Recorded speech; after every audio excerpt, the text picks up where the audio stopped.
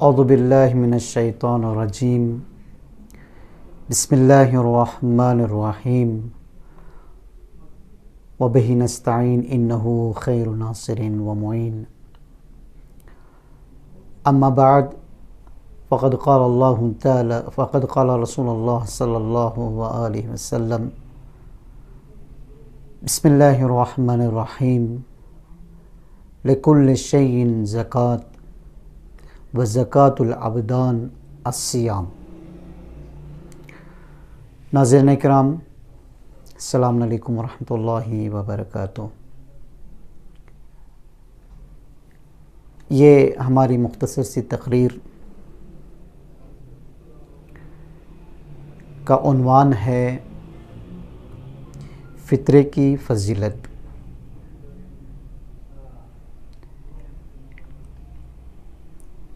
میں فطرے کی فضیلت کے لیے اب ایک مثال کے ذریعے سے واضح کر دیتا ہوں، اور اسی کے ساتھ ساتھ ایک حدیث کے ساتھ۔ امام صادق علیہ السلام فرماتے ہیں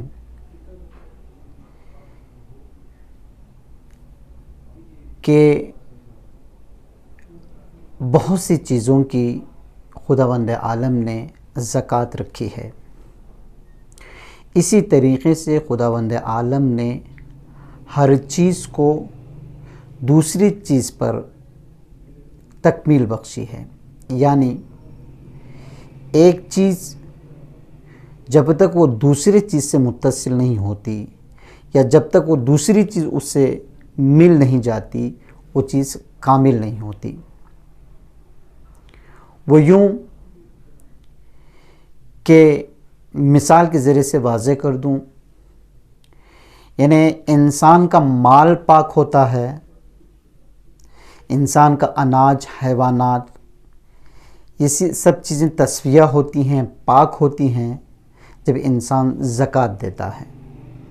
یعنی ایک چیز پاک ہوتی اس شرط پہ کہ وہ جب زکوٰۃ دے۔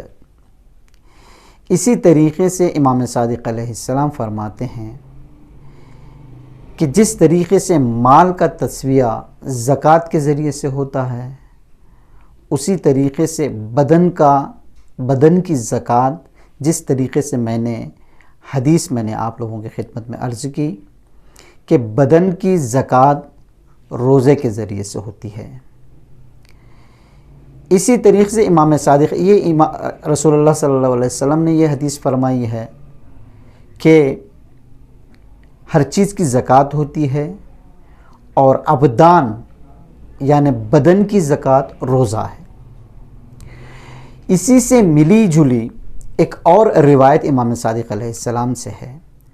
امام صادق علیہ السلام فرماتے ہیں کہ جس طریقے سے بدن کی زکوٰۃ روزہ ہے، اسی طریقے سے روزے کی زکوٰۃ یعنی روزے کا اکمال، روزے کی تکمیل وہ فطرے سے ہوتی ہے۔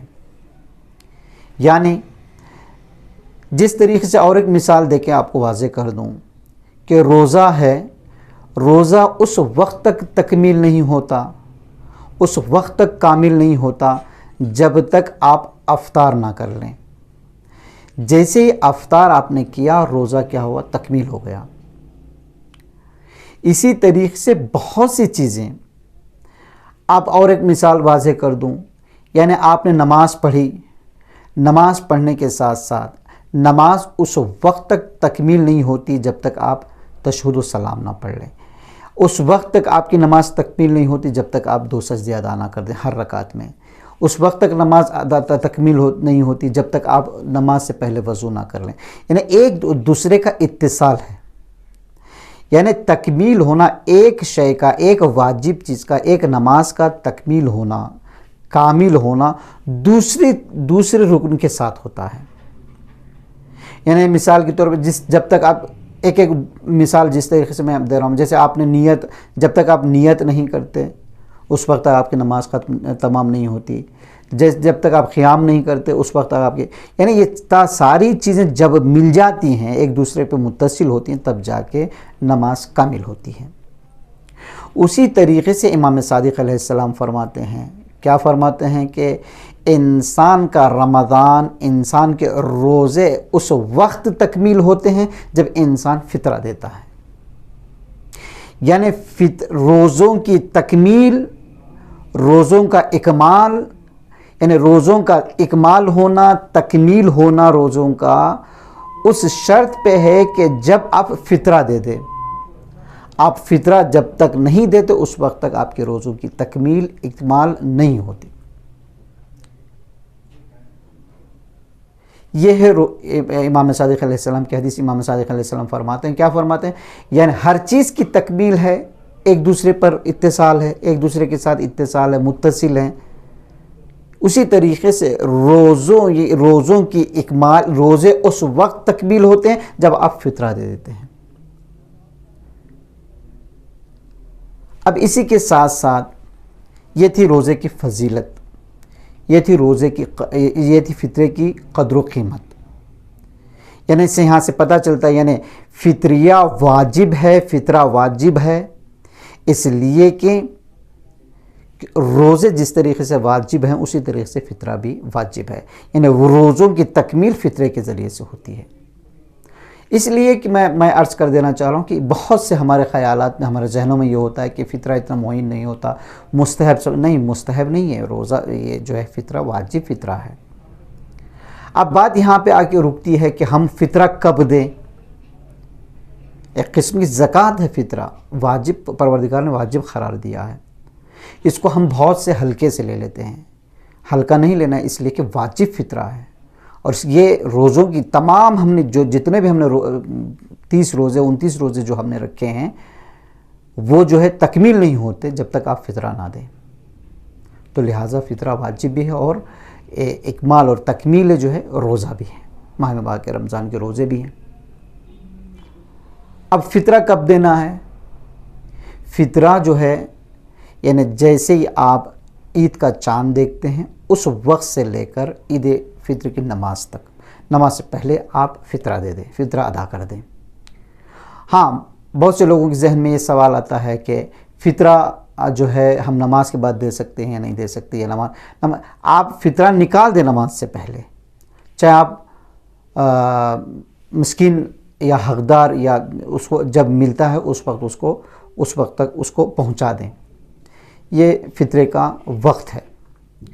اور اسی کے ساتھ ساتھ ایک سوال جو ہے بہت سی ذہن میں آتا ہے کہ کہتے ہیں کہ بہت سے ایک شائع ہے، یہ بہت سی ایک عام بات ہے، کہتے ہیں کہ اگر چاند رات یعنی جس دن مثلا چاند دیکھا جائے گا یا 29 سمجھیں یا 30 کے دن سمجھیں، یعنی عید کے شب عید اگر کوئی ہمارے یہاں مہمان آ جاتا ہے تو یہ بات شائع ہے کہ ہم پر فطرہ واجب ہو جاتا ہے۔ ایسا نہیں ہے، یعنی فطرہ اس کا واجب ہوتا ہے جو آپ کا نان خور ہو، جو آپ جس کا نفقہ دے رہے ہوں۔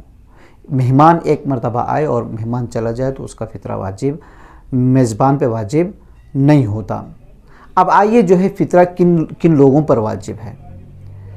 فطرہ بالغ ہو اور وہ خود مستقل ہو، یعنی استقلال، یعنی وہ کماتا ہو اور اتنا کماتا ہو کہ وہ سال بھر کا خرچ کما لیتا ہو، یعنی مسکین نہ ہو۔ ایسا شخص جو مسکین ہو، اس کے پاس سال بھر کا خرچ نہ ہو، یعنی وہ سال بھر جو اس کا گزرتا ہے وہ اس کے لیے نفقہ کم نہ آئے، یا مثلا جو ہے اتنا ناتوان ہو کہ وہ سال بھر کا خرچ نہ رکھتا ہو، اس پہ فطرہ واجب نہیں ہے۔ یہ بالغ ہو اور نفقہ یعنی خود مستقل ہو۔ اور آگے بات یہ بڑھتی ہے کہ جو ہے کن لوگوں کا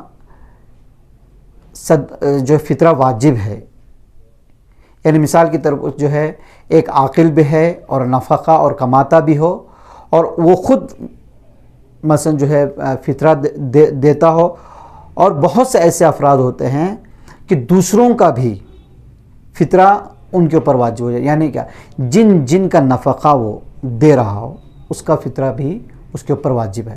یعنی کیا، چاہے وہ اولاد کی شکل میں ہو، چاہے وہ ماں باپ کی شکل میں ہو، یا مہمان کی شکل میں ہو، یا کوئی ایسا شخص یعنی آپ کے یہاں مہمان بن کے آیا، 8 دن 10 دن آپ کے یہاں مہمان رہ رہا ہے، یا ماں باپ ہوں یا بھائی بہن ہوں، کوئی بھی شخص جو ہے آپ کے یہاں آیا ہے اور مہمان آپ کے یہاں کئی دنوں سے رہ، یعنی عرف عام میں یہ کہیں کہ ان کا یہ مہمان ہے، یہ ان کے یہاں نفقہ کھا رہا ہے، یعنی ان کے نان و روٹی میزبان کی ذمہ داری ہے۔ عرف عام میں جو ہے اس کو کہے کہ وہ اس کا نان خور ہے، یعنی اس کا نفقہ اس کو دے رہا ہے، تو اس کا بھی جو ہے فطرہ جو ہے میزبان کے اوپر واجب ہو جاتا ہے۔ اسی طریقے سے جو ہے اولاد کا فطرہ، چاہے وہ جو ہے اپنے وطن میں رہ رہا ہو یا وطن کے باہر رہ رہا ہو، یعنی مثلا دوسرے ملک میں رہ رہا ہو یا کسی اور شہر میں رہ رہا ہو، اگر اپنی اولاد یا کسی کا بھی آپ اس کا نفقہ دے رہے ہیں، تو اس صورت میں بھی جو شخص اس کا نفقہ دے رہا ہے اس پہ جو ہے اس کا فطرہ واجب ہو جاتا ہے۔ 2 ایسے افراد ہیں جس پہ جو ہے فطرہ واجب ہو جاتا ہے، ایک ایسا شخص جو مستقل ہو اور مستقل کماتا ہو، یا ایسا شخص مستقل ہو اور مستقل کماتا ہو اور وہ جو ہے کئی اپنے اولاد کو یا اپنے والدین کو، اپنے لوگ جو اس کے گھر میں رہ رہے ہیں اس کا نفقہ دیتا ہو، تو اس شخص پہ بھی اس کا فطرہ واجب ہو جاتا ہے۔ یہیں پر جو ہے بہت سے شبہات پیدا ہوتے ہیں، بہت سے فطرے کے مسائل ہیں۔